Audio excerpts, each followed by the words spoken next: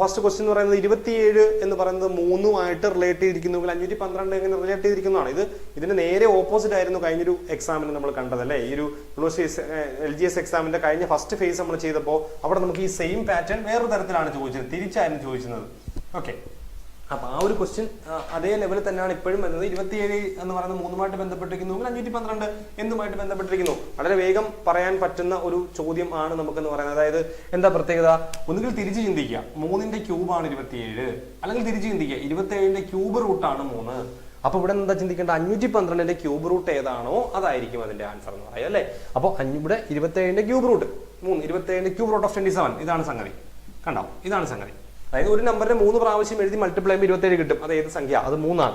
ഇനി 512 ആണെങ്കിൽ നമുക്ക് എന്ത് പറയാൻ പറ്റും, അത് ഒരു സംഖ്യ 3 പ്രാവശ്യം എഴുതി ഗുണിക്കുമ്പോൾ 512 കിട്ടുന്നത് 8നെയാണ്. 8 കണ്ടോ, 8. സോ ആൻസർ സിംപ്ലി നമുക്ക് പറയാം 8 ആണ് എന്ന് പറയാം. ഇതൊരു മെന്റബിലിറ്റി ചോദ്യം അല്ല, ഇതൊരു മാത്സിന്റെ ചോദ്യം തന്നെയാണ്. കാര്യം ക്യൂബ് റൂട്ട് എന്ന് പറയുന്ന ഒരു കോൺസെപ്റ്റ് വന്നതുകൊണ്ട് തന്നെ അതെന്താണ്, അതൊരു മുനിയർ ഹായ്, വിജി ഹായ്, കേട്ടോ കാണുന്നുണ്ട് ഞാൻ. അപ്പോൾ നമുക്കത് മാത്സുമായിട്ട് റിലേറ്റ് ചെയ്ത് തന്നെ പറയാം. എന്തുമായിട്ട് റിലേറ്റ് ചെയ്യേണ്ട, മെന്റബിലിറ്റിയായിട്ട് നമുക്ക് റിലേറ്റ് ചെയ്യേണ്ട കാര്യം ഇല്ല. അപ്പോൾ സിംപ്ലി അത് ആ ഒരു ചോദ്യം നമുക്ക് കിട്ടുന്ന ഒരു ചോദ്യമാണ്, ബുദ്ധിമുട്ടിക്കുന്ന ഒരു ചോദ്യമായിരുന്നില്ല അല്ലെ. സെക്കൻഡ് ക്വസ്റ്റ്യൻ നോക്കി, റസിയ ഒരു അലമാര വാങ്ങിയപ്പോൾ 6% വില കിഴിവ് കിട്ടി എന്നാണ് പറയാം അല്ലെ. 780 രൂപയാണ് കുറഞ്ഞത്, എത്ര രൂപയാണ് റസിയ കൊടുത്തത് എന്നുള്ളതാണ് ചോദ്യം. റസിയ എത്ര രൂപയാണ് കൊടുത്തത്, ഇതാണ് ചോദ്യം. അപ്പോൾ ആലോചിക്കുക, കിഴിവ് കിട്ടിയത്, അതായത് എന്താണ്, നമുക്ക് ഡിസ്കൗണ്ട് തന്ന എത്രയാണ് നമ്മൾ ആലോചിക്കുക, കിഴിവ് അല്ലെ. കിഴിവ് കിട്ടിയത് നമുക്ക് 6% കിഴിവാണ് നമുക്ക് തന്നത് എന്നാണ് പറയാം അല്ലെ. എത്ര രൂപയാണ് കുറഞ്ഞത്, കുറഞ്ഞത് 780 രൂപയാണ്, ശരിയല്ലേ. അപ്പൊ 780 രൂപ കുറഞ്ഞു എങ്കിൽ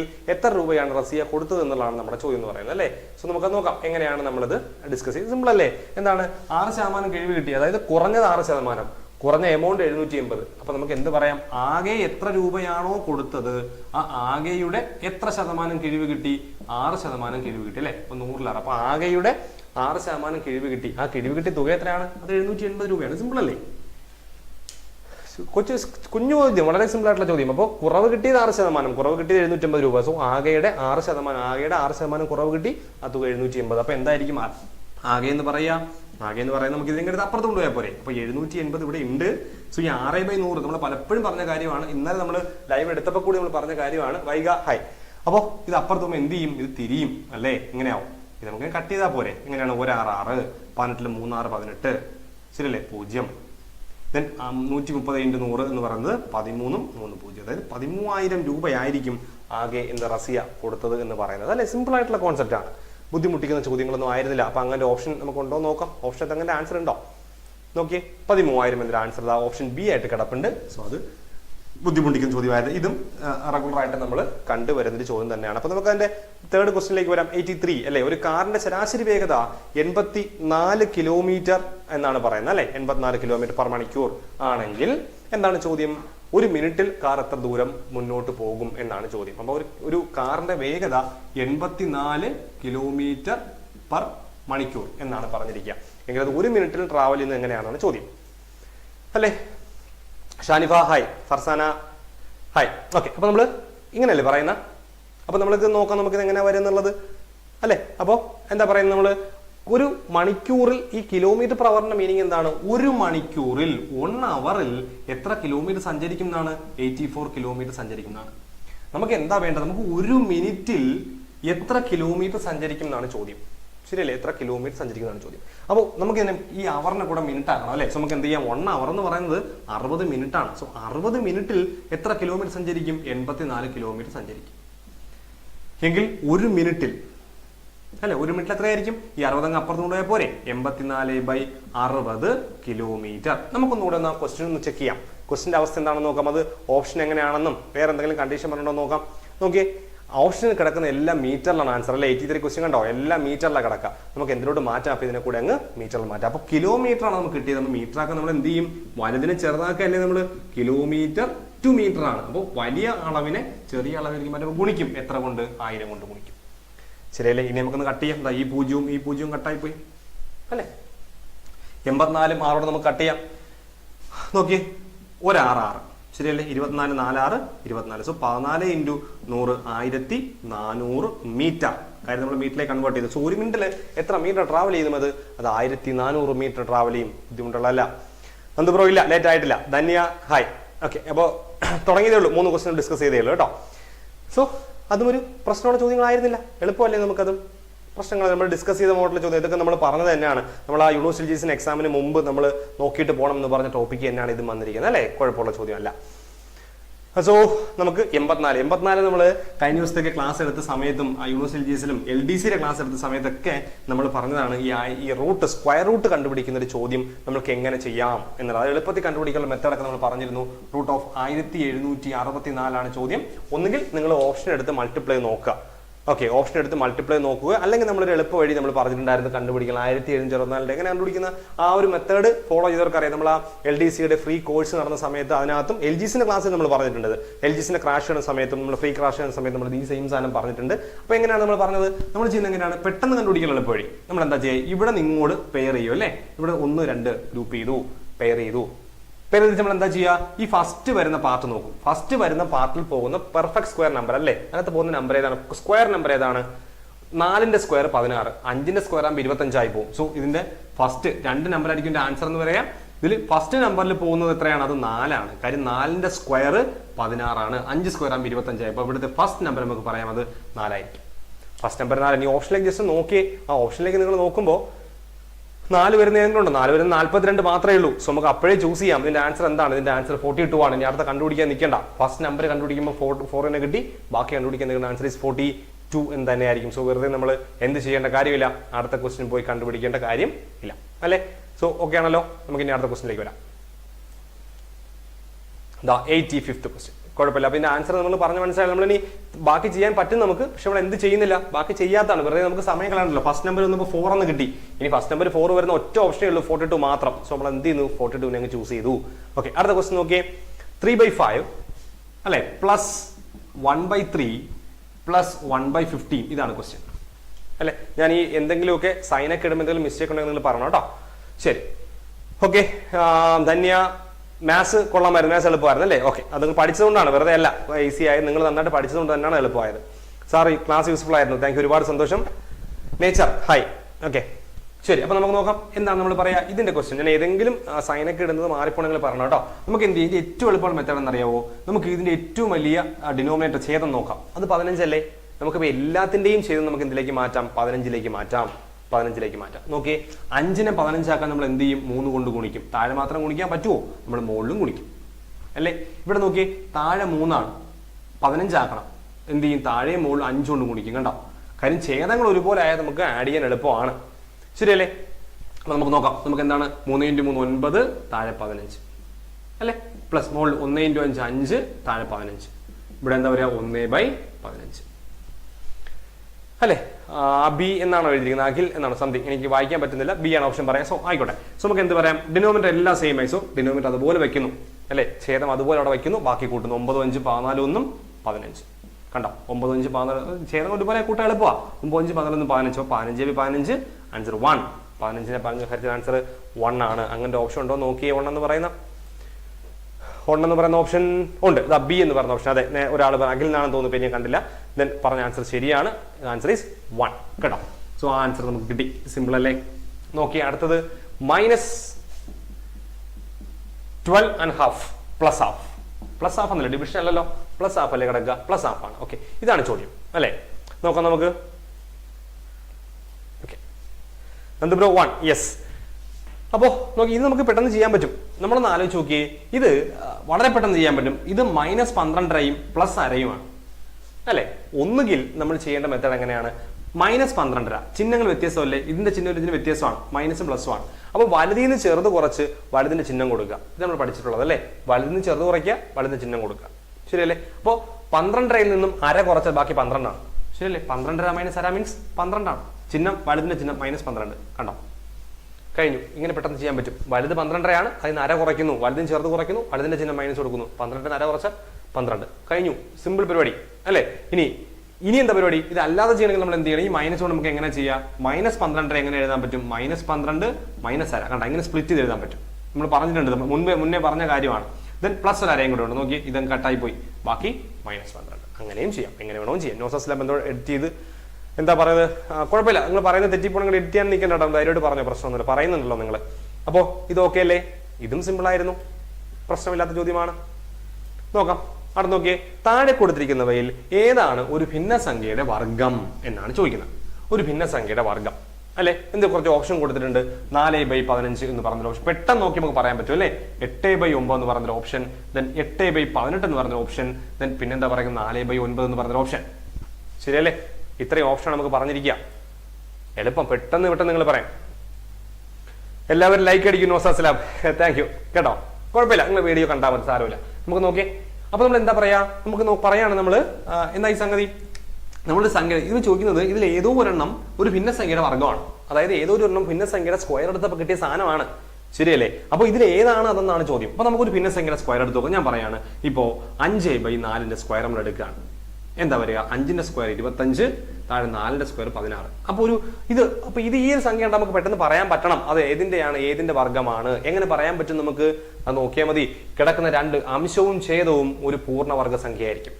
അംശവും ഛേദവും ഏതെങ്കിലും ഒരു സംഖ്യയുടെ വർഗ്ഗമാണെങ്കിൽ അത് ഭിന്നസംഖ്യയുടെ വർഗ്ഗമാണെന്ന് പറയും. നോക്കിയേ, 4 2ന്റെ വർഗ്ഗമാണ്. ഓക്കെ, 15 1ന്റെയും വർഗ്ഗം അല്ല. സോ ഇതല്ല. 8/9 നോക്കി, 8 1ന്റെയും വർഗ്ഗം അല്ല.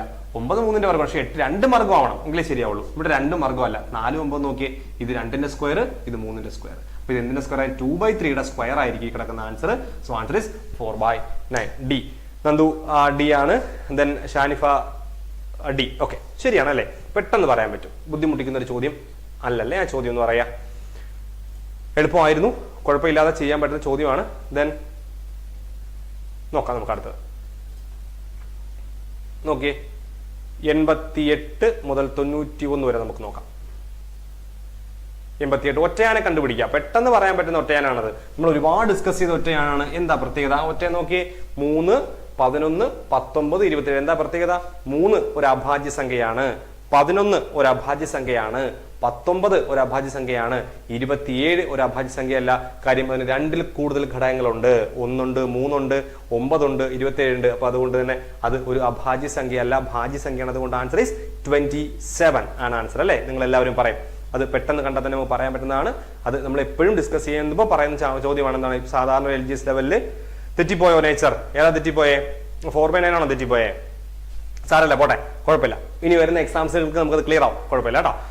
അപ്പോ എന്താ പറയാ, 27 നമ്മളെല്ലാവരും പറയുന്നത് അല്ലാണ്ട് ആൻസർ പ്രശ്നമില്ലല്ലോ. Okay, then palindrome number. Okay, Shanifa 27. Okay, Muneer D. ശരിയാണല്ലേ? അപ്പൊ നമുക്ക് അടുത്ത ക്വസ്റ്റ്യൻ, സെക്കൻഡ് ക്വസ്റ്റ്യനിൽ പോവാം. എന്താണ് അടുത്ത പദം ഏത്? ഇത് സെയിം പാറ്റേൺ, കഴിഞ്ഞ ക്വസ്റ്റ്യന് ചോദിച്ച സെയിം പാറ്റേൺ ചോദ്യമാണ് ഇവിടെ ചോദിച്ചിരിക്കുന്നത് അല്ലെ? അതുകൊണ്ട് തന്നെ കഴിഞ്ഞ നമ്മൾ ഡിസ്കസ് ചെയ്ത വീഡിയോ നിങ്ങൾ കണ്ടില്ലെങ്കിൽ നിങ്ങൾക്ക് സിംപ്ലി പറയാൻ പറ്റുന്ന സാധനമാണ്. എന്താണ് 1 1 2 3 5. അടുത്ത പദം ഏത്? എന്തായിരിക്കും പ്രത്യേകം നോക്കി. ഈ 1 ഒന്നുകൂടെ കൂട്ടിയാണ് 2 എഴുതിയിരിക്കുന്നത്. ഈ 2ഉം ഒന്നുകൂടെ കൂട്ടി 3 എഴുതിയിരിക്കുന്നു. അതായത് ഒരു സംഖ്യയും തൊട്ട് മുന്നുള്ള സംഖ്യയോട് തമ്മിൽ ആഡ് ചെയ്തിട്ടാണ് അടുത്ത സംഖ്യ എഴുതിയിരിക്കുന്നത്. അപ്പൊ 3 + 2 5, 5 + 3 8. കണ്ടോ അല്ലെ? തൊട്ട് മുന്നുള്ള 2 സംഖ്യകൾ കൂട്ടിയാണ് അടുത്ത സംഖ്യ എഴുതിയിരിക്കുന്നത്. So answer is 8. ഇത് നിങ്ങൾ തന്നെ പറയും അല്ലെ? ഇത് നമ്മൾ കഴിഞ്ഞ ദിവസം പറഞ്ഞതാണ്. ഓക്കെ, ശരി. അപ്പൊ അത് ക്ലിയർ ആണല്ലോ, പ്രശ്നമില്ലല്ലോ. ഓക്കെ, അതും എളുപ്പമായിരുന്നു നമുക്ക് പറയാനായിട്ട് അല്ലെ? അപ്പൊ നമുക്ക് അടുത്ത ക്വസ്റ്റ്യനിലേക്ക് വരാം. ശരി, നോക്കാം അടുത്ത ക്വസ്റ്റ്യൻ. നോക്കിയേ, 90ാമത്തെ ചോദ്യം. ഇത് നമ്മൾ പറഞ്ഞ ലാഭവും നഷ്ടത്തിലുള്ള ചോദ്യമാണ്. ഒരാൾ 15,000 രൂപയ്ക്ക് വാങ്ങിയ TV 13,350 രൂപയ്ക്ക് വാങ്ങിയത്. അപ്പൊ വാങ്ങിയ വില എന്ന് പറഞ്ഞാൽ നമുക്ക് അറിയാം എത്രയാണ്? 15,000 രൂപ. വാങ്ങിയ വില 15,000 രൂപ. 15,000 രൂപയ്ക്ക് വാങ്ങിയിട്ട് അദ്ദേഹം എന്ത് ചെയ്യുന്നുണ്ട്? അതിനെ 13,350 രൂപയ്ക്ക് വിറ്റു. അപ്പൊ സ്വാഭാവികമായിട്ട് നഷ്ടമാണല്ലോ നമുക്ക്. കാര്യം വില കുറച്ചാണ് നമ്മൾ വിൽക്കുന്നത്. 13,350 രൂപയ്ക്ക് വിറ്റുവെങ്കിൽ നഷ്ടം എത്ര ശതമാനം? സിംപിളി നമുക്ക് ചെയ്യാൻ പറ്റുന്ന സാധനമാണ്. എന്താണ് നമുക്ക് നഷ്ടം എന്ന് പറഞ്ഞാൽ നഷ്ട ശതമാനം എന്തായിരിക്കും? വാങ്ങിയ വില എത്രയാണ്? 15,000 രൂപ അല്ലെ? അതിൽ എത്ര രൂപ നഷ്ടം എന്നാലും ചോദിക്കുക. നമ്മൾ എന്ത് ചെയ്യും? 15,000 കുറയ്ക്കേണ്ട കാര്യമൊന്നുമില്ല എങ്കിൽ നമുക്കൊന്ന് കുറച്ച് നോക്കാം. 15,000 നമ്മൾ എന്ത് കുറയ്ക്കുകയാണ്? 13,350. സിമ്പിൾ അല്ലെ? കുറയ്ക്കുമ്പോൾ എന്ത് കിട്ടും? 0. 15 കുറയ്ക്കുമ്പോൾ 5, 9 കുറയ്ക്കുമ്പോൾ എന്ത് കിട്ടും? 6. ശരിയല്ലേ? ശരി. അപ്പോ ഇവിടെ എന്താണ്? ഇവിടെ 9 ആണ്. ഇവിടെ 9 കുറയ്ക്കുമ്പോൾ 6. ഇതിന് ഇവിടെ എന്താണ്? ഇവിടെ 4 ആയിരിക്കും അല്ലെ? 4 3 കുറയ്ക്കുമ്പോൾ 1. ശരിയല്ലേ? അപ്പോൾ 1,650 രൂപയായിരിക്കും നമുക്ക് എന്ത് ചെയ്യാന്ന് പറയുന്നത്? നമുക്ക് അവിടെ നഷ്ടം വന്നിരിക്കാന്ന് പറയാം അല്ലെ? മൈനസ് ചെയ്യുമ്പോൾ നോക്കുക 0. 10 കുറേ തെറ്റൊന്നുമില്ലല്ലോ. 10 5 കുറയ്ക്കുമ്പോൾ 5 എന്ന് വരും. ദെൻ ബാലൻസ് ഇവിടെ 9 ആണ്. 9 3 കുറയ്ക്കുമ്പോൾ 6 എന്ന് വരും. ദെൻ ഇവിടെ 4 3 1,650 രൂപ അല്ലെ? എന്റെ കാൽക്കുലേഷൻ എന്തെങ്കിലും മിസ്റ്റേക്ക് ഉണ്ടെങ്കിൽ പറഞ്ഞോ കേട്ടോ. എന്തെങ്കിലും എറർ എവിടെയെങ്കിലും വരുവാന്നേൽ പറഞ്ഞോ കേട്ടോ. ഓക്കെ, സെയിം കോപ്പി അത് തന്നെയാണ് മുന്നിൽ. സെയിം കഴിഞ്ഞ സെയിം കോപ്പി ക്വസ്റ്റ്യൻ ആയിരുന്നു കഴിഞ്ഞ ക്വസ്റ്റ്യൻ എന്ന് പറയുന്നത്. അതേപോലെ തന്നെ ചോദിച്ചിരിക്കുകയാണ് അല്ലെ? ഷാനിഫ 8, 89.8 സംതിങ് 8 എന്തോ 89 എന്ന് പറഞ്ഞാൽ 8 ആണല്ലേ ആൻസർ. സോ നമുക്ക് നോക്കാം. ഓക്കെ, ഇൻറ്റു 100 അല്ലേ, നഷ്ടശതമാനം ഇങ്ങനെ നമ്മൾ ചെയ്യാം. അപ്പോൾ ഇങ്ങനെ നമ്മൾ എഴുതുന്നത്. അപ്പോൾ നമുക്ക് ഇത് ക്യാൻസൽ ചെയ്ത് നോക്കാം അല്ലേ. നമുക്ക് നോക്കിയാൽ ഈ സീറോയും ഈ സീറോയും ക്യാൻസൽ ആയിപ്പോയി. നമുക്കിതാ ഈ 2 സീറോയും ക്യാൻസൽ ആവും. 165/15. ഞാൻ എൻ്റെ കാൽക്കുലേഷൻ മിസ്റ്റേക്ക് ഉണ്ടെങ്കിൽ പറഞ്ഞു കേട്ടോ. നോക്കാം, ഒരു 15 അല്ലേ, ദെൻ ബാക്കി ഒന്നിൽ 15 ഒരു 15 സോ 11% ആണ് ആൻസർ അല്ലേ. അപ്പോൾ 89 എന്ന് പറഞ്ഞ ആൻസർ 8 നമ്മൾ നേരത്തെ പറഞ്ഞു. ദെൻ നിങ്ങളിപ്പോൾ പറയുന്നത് റാം 11. ഷാനിഫ നിങ്ങളുടെ ആൻസർ ഞാൻ കാണുന്നുണ്ട്. Okay, so answer is 11. ഇത് എളുപ്പമുള്ള ചോദ്യമല്ല, കഴിഞ്ഞ പാറ്റേൺ എന്തായിരുന്നോ അത് തന്നെയാണ് അവർ റിപ്പീറ്റ് ചെയ്തുകൊണ്ടേയിരിക്കുന്ന സാധനം അല്ലേ. അപ്പോൾ ഇനി വരുന്ന എക്സാംസിന് നമുക്ക് എന്ന് വെച്ചൊന്നും പറയാനും പറ്റില്ല. ഇനി വരുന്ന എക്സാം ചിലപ്പോൾ ഇതുപോലെ ചോദിക്കാം, ചിലപ്പോൾ മാറ്റി ചോദിക്കാം. PSC ആണ്, അതുകൊണ്ട് അതൊന്നും നോക്കണ്ട നിങ്ങൾ കേട്ടോ. അപ്പോൾ നമുക്ക് പഠിച്ചു പോവാം. LGS ലെവലാകുമ്പോൾ ഇതിങ്ങനെ തന്നെ ചോദിക്കാൻ പോകുന്നത്, കൂടുതലൊന്നും ചോദിക്കാനില്ല. ശരി, അടുത്ത് നോക്കാം.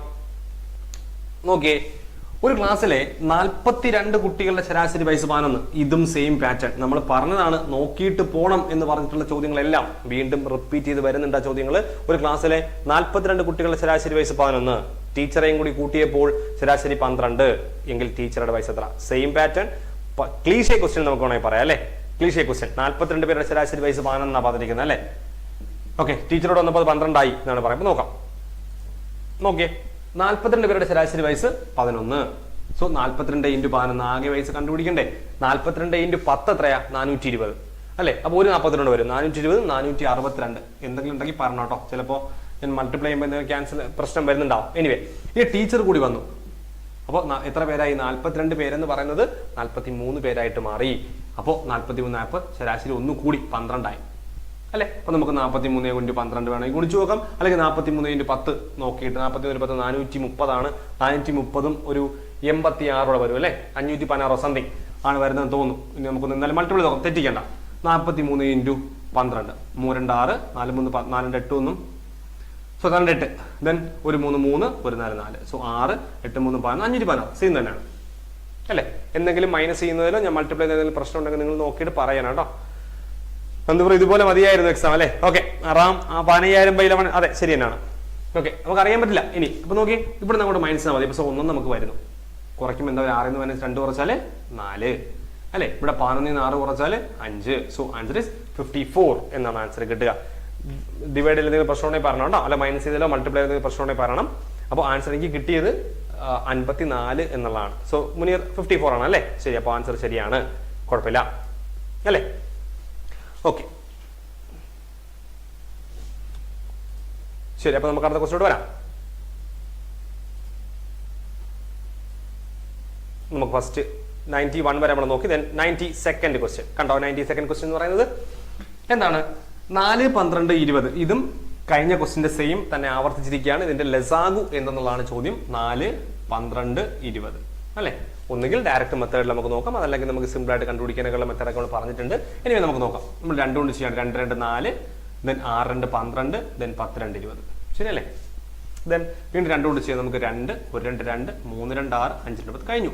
എന്താ ചെയ്യുക? 5 3 15. 15 × 2 എന്ന് പറയുന്നത് 15 × 2 30 ആണ്. 32 60 ആണ് LCM എന്ന് പറയാം അല്ലേ. LCM 60 അല്ലേ വരിക. 60 റാം 60 ആണ്. കഴിഞ്ഞ 54, ഇത് 60 ആണ്. ഓക്കെ, നിങ്ങൾ പറയുന്നുണ്ട്, നിങ്ങൾ എല്ലാവരും ചെയ്ത് വരുന്നുണ്ട്. അപ്പോ അതും പ്രശ്നമായിരുന്നില്ല അല്ലെ. കുഴപ്പമൊന്നുമില്ല. സ്പീഡൊന്നും കൂടി പോണല്ലോ. ഹരിപ്രിയ 60 അതെ 60 തന്നെയാണ്. അടുത്ത് നോക്കി, ആരോഹണ ക്രമത്തിൽ എഴുതുക എന്നുള്ളതാണ്. ആരോഹണക്രമം ഇതാണ് ചോദ്യം. ആരോഹണക്രമം അല്ലെ. ഇതിന്റെ തന്നേക്കുന്ന പോയിന്റ് നോക്കിയ 3.5 എന്ന് പറയുന്ന ഒന്ന്. ഓക്കെ, അടുത്തത് 4 എന്ന് പറയുന്നത് അടുത്തത്. ദെൻ അടുത്തത് 4.2 അടുത്തത് 2.7. ഇങ്ങനെ ഒരു 4 സംഖ്യകളാണ് തന്നിരിക്കുക. തന്നിട്ട് നമ്മുടെ ചോദ്യം ഇതിനെ ആരോഹണ ക്രമം. നമ്മൾ എന്താണ് ആരോഹണ ക്രമം എന്ന് നമ്മൾ അറിയണം. ആരോഹണ ക്രമം എന്താണെന്ന് നമ്മൾ അറിയണം അല്ലെ. സോ ആരോഹണ ക്രമം എന്ന് പറയുന്നത് അവരോഹണമുണ്ട് ആരോഹണമുണ്ട്. ഷാനിഫ 60, അതിന് അശ്വതി ജി 60 കറക്റ്റ് ആണ്. ഓക്കെ, അപ്പോ എന്താ ചെയ്യുക? ഇത് ആരോഹണ ക്രമത്തിലോ അവരോഹണ ക്രമത്തിലോ എഴുതാനാ പറയാം. അപ്പൊ ഇവിടെ പറഞ്ഞിരിക്കുന്ന ആരോഹണമാണ് അല്ലേ പറയുന്നത്. സോറി, ഓക്കെ, ആരോഹണ ക്രമമാണ് പറഞ്ഞിരിക്കുന്നത് തോന്നുന്നു. ഞാൻ ക്വസ്റ്റ്യൻ നോക്കിക്കോട്ടെ. ഇവിടെ പറഞ്ഞിരിക്കുന്നത് ആരോഹണ ക്രമം. അതെ, ആരോഹണ ക്രമം. അപ്പോൾ എന്താ ആരോഹണം എന്ന് പറഞ്ഞാൽ ചെറുതിൽ നിന്നും വലുതിലേക്ക് എഴുതുക എന്നുള്ളതാണ്. അവരോഹണം വലുതിൽ നിന്ന് ചെറുതിലേക്കും, ആരോഹണം ചെറുതിൽ നിന്നും വലുതിലേക്കുമാണ് എഴുതുക. അപ്പൊ നമ്മൾ ചെറുതിൽ നിന്നും വലുതിലേക്ക് ഇത് എഴുതാൻ പോവാണ്. നമ്മൾ എങ്ങനെയാണ് ഏറ്റവും ചെറുത് നമ്മൾ നോക്കും അല്ലെ.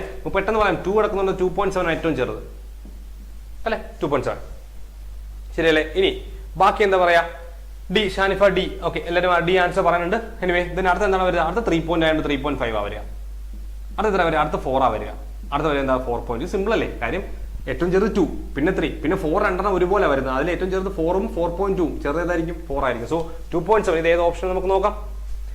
ഓക്കെ നോക്കാം നമുക്ക് ഏത് ഓപ്ഷൻ അവസാനത്തെ അല്ലെ ഡി. നിങ്ങൾ പറഞ്ഞതാണ് ആൻസർ ഡി തന്നെയാണ് ആൻസർ എന്ന് പറയാം. അപ്പൊ നമുക്ക് അടുത്ത ക്വസ്റ്റ്യൻ നോക്കിയേ.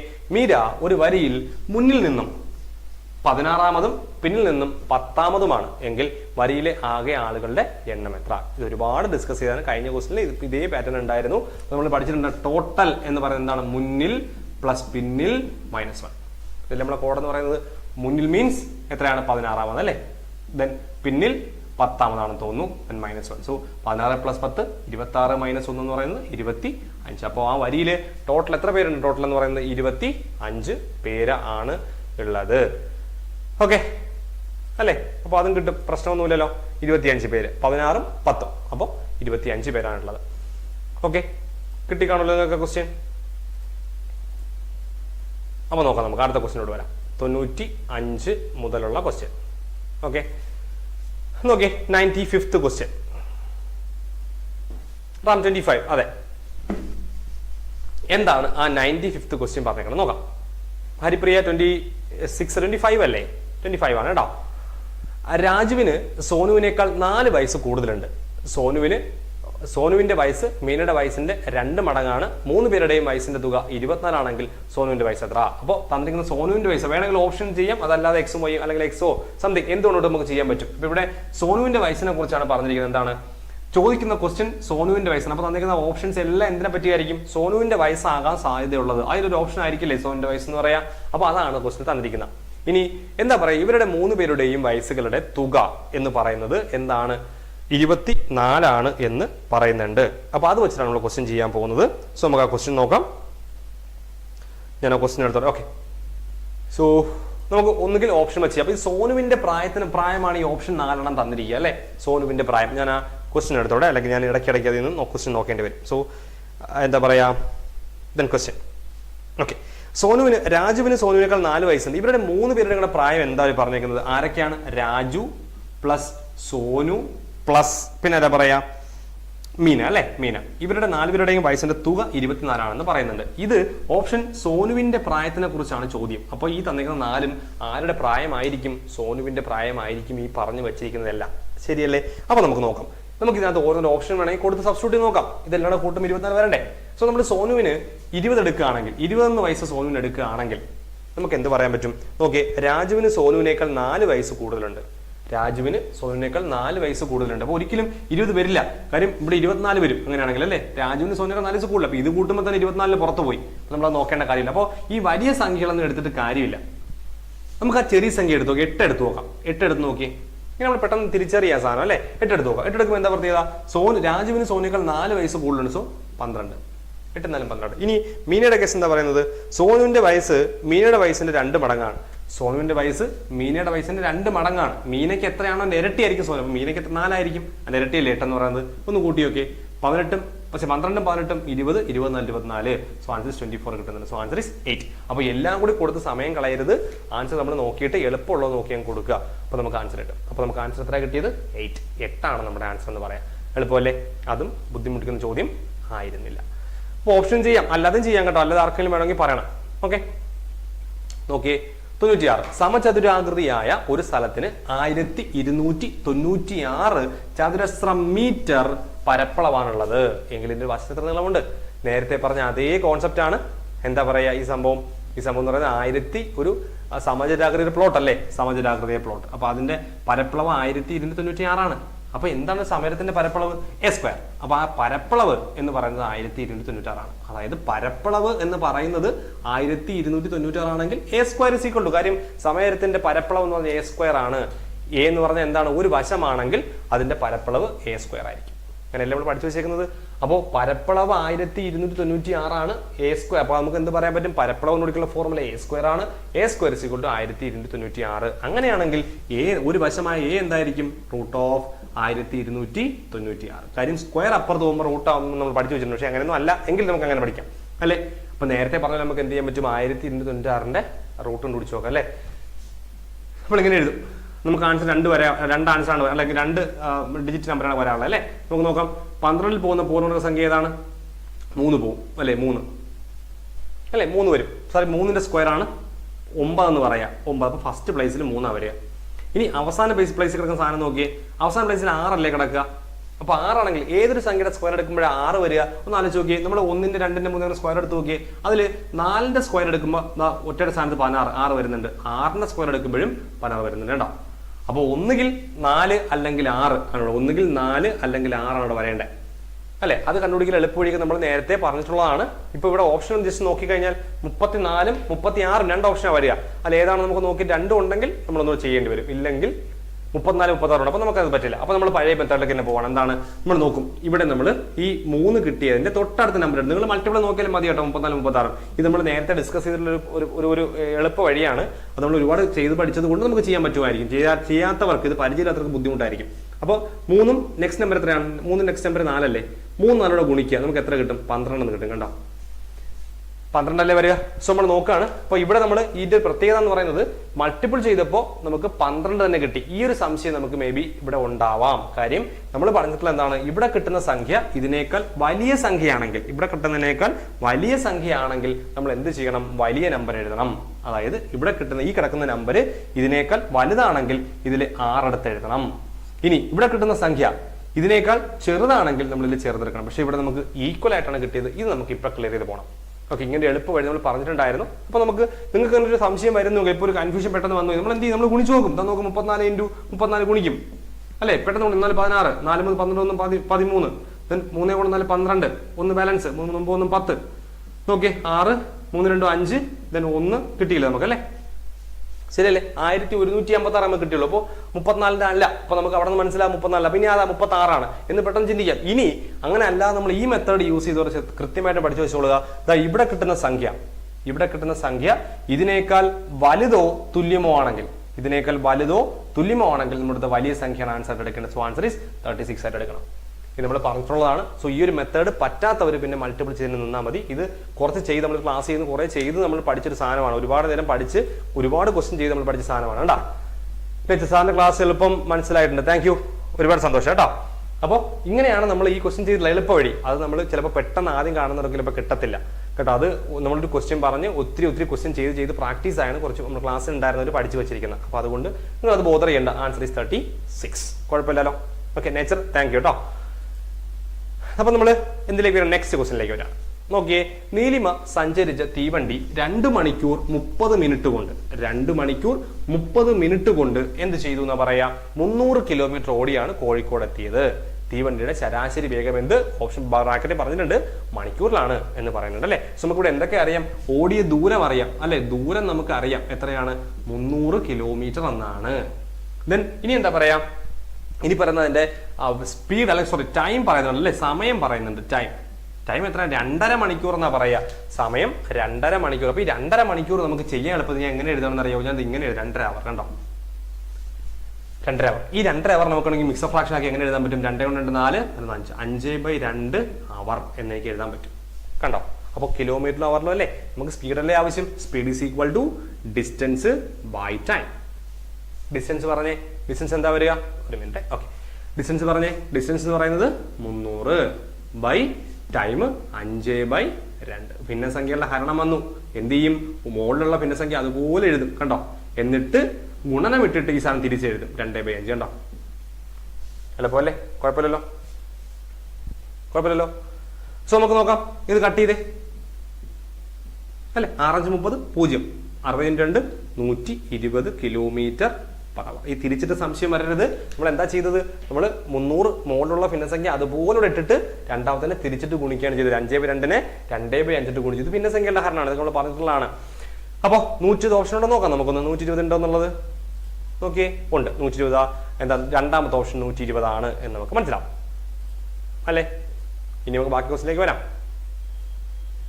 98. ഇത് SCERT ആണ് കേട്ടോ. 98ത്തെ ക്വസ്റ്റ്യൻ എന്ന് പറഞ്ഞാൽ SCERTയിലെ ക്വസ്റ്റ്യൻ ആണ്. അന്തു ബ്രോ, ഒരുപാട് പുകഴ്ത്തല്ലേ ബ്രോ എന്നെ. അയ്യോ. ശരി, നമുക്ക് എന്ത് വരാം? അടുത്ത ക്വസ്റ്റിലേക്ക് വരാം. 98 ക്വസ്റ്റ്യൻ അല്ലേ. 98 അല്ലേ? 98. 8ഉം 4 ലിറ്റർ പാൽ നമ്മുടെ കയ്യിലുണ്ട് എന്നാണ് ഒരു പറയാം അല്ലേ. ലിറ്റർ പാൽ നമ്മുടെ കയ്യിലുണ്ട്. അതിനകത്ത് 4-3 ലിറ്ററിന്റെ കുപ്പികളിലാക്കിയാൽ കുപ്പികളുടെ എണ്ണം എത്ര എന്നാണ് ചോദ്യം. 4-3 ലിറ്ററിന്റെ ചെറിയ കുപ്പികളിലോട്ട് നമ്മൾ മാറ്റുകയാണെങ്കിൽ കുപ്പികളുടെ എണ്ണം എത്ര എന്നുള്ളതാണ് നമ്മുടെ ചോദ്യം അല്ലേ. നമുക്ക് സിമ്പിൾ ആയിട്ട് ഇപ്പോൾ ഈ ഫ്രാക്ഷൻ കാണുമ്പോൾ നമുക്ക് എന്താ പറയുക, നമുക്ക് ഭയങ്കര ബുദ്ധിമുട്ടായിരിക്കും. നമുക്ക് പെട്ടെന്ന് അങ്ങോട്ട് ചിലരൊക്കെ ഉണ്ട്, എല്ലാവർക്കും എന്നല്ല ഞാൻ പറഞ്ഞ ചിലർക്ക് ഭയങ്കര ബുദ്ധിമുട്ടായിരിക്കും. നമ്മൾ ആലോചിച്ച് നോക്കിയേ, 10 ലിറ്റർ പാൽ നമ്മുടെ കയ്യിലുണ്ട്. 2 ലിറ്റർ ഉള്ള കുപ്പികളിലേക്ക് നമ്മൾ മാറ്റുകയാണ്. എത്ര കുപ്പി വേണം? സിമ്പിൾ അല്ലേ, 5 കുപ്പി വേണം. ശരിയല്ലേ? ഒരു കുപ്പി 2 ലിറ്റർ ഉള്ളൂ. അങ്ങനെ നമ്മൾ എന്ത് ചെയ്താൽ മതി? 10/2 ചെയ്താൽ മതി. സിമ്പിൾ അല്ലേ? ലതിക ഹായ്. സോ നമ്മൾ ഇങ്ങനെയൊക്കെയുള്ള ക്വസ്റ്റ്യൻ ഫ്രാക്ഷൻ സംശയം വരുമ്പോൾ എന്ത് ചെയ്യണം അറിയാം, നമ്മളിങ്ങനെ ജനറലൈസ് ചെയ്യണം. നമുക്ക് പറ്റുന്ന ഒരു വൃത്തിയുള്ള നമ്പറിലേക്ക് കൊണ്ടുവരും. ഇതൊരു വൃത്തിയുടെ നമ്പറാണ്. നമുക്കിങ്ങനെ ഫ്രാക്ഷനൊക്കെ കാണുമ്പോൾ ചിലപ്പോൾ നമുക്കത് പെട്ടെന്ന് ഐഡിയ കിട്ടില്ല. റഫീഖ് 11 ആണോ? ശരി, നമുക്ക് നോക്കാം കേട്ടോ. അപ്പോൾ എന്താ പറയാ, 10 ലിറ്റർ പാൽ നമ്മുടെ കയ്യിലുണ്ട്. ചെറിയ കുറെ കുപ്പികളുണ്ട്. ഓരോ കുപ്പിയിൽ 2 ലിറ്റർ കൊള്ളും. എന്ത് ചെയ്താൽ മതി? 10/2, അങ്ങനെ 5 കുപ്പി. അപ്പോൾ നമ്മൾ എന്ത് ചെയ്താൽ മതി? 8ഉം 4-1 ലിറ്ററിനെ എന്തുകൊണ്ട് ഹരിച്ചാൽ മതി? 4-3 ലിറ്റർ കൊണ്ട് ഹരിച്ചാൽ മതി. പക്ഷേ ഇത് മിക്സഡ് ഫ്രാക്ഷൻ ആണ് കിടക്കുന്നത്. മാറ്റണം. എങ്ങനെ മാറ്റും? ഇങ്ങനെ ഗുണിക്കും, ഇങ്ങനെ കൂട്ടും. 4 × 8 32, 33. 33/4 താഴെ 3/4. കണ്ടോ? വേണമെങ്കിൽ ഈ 4 നമുക്ക് വെട്ടിക്കളയാം. ചിലപ്പോൾ നിങ്ങൾക്ക് ഒരു കൺഫ്യൂഷൻ വരും. എങ്കിൽ നമുക്ക് വേണ്ട. നമ്മൾ നേരത്തെ പറഞ്ഞ ഐഡിയ എന്ത് ചെയ്യും? ഒന്നാമത്തെ ഭിന്നസംഖ്യ അതുപോലെ എഴുതും. രണ്ടാമത്തെ സംഖ്യ തിരിച്ചിടും. എങ്ങനെ ഇടും? 4/3. കണ്ടോ? തിരിച്ചിട്ടു. ഈ സാധനത്തിനെ തിരിച്ചിട്ടു. ഇനി നമുക്ക് എന്താ ഈ 4 വെട്ടിപ്പോലെ 3ഉം 33 വെട്ടുമ്പോൾ 11. So answer is 11.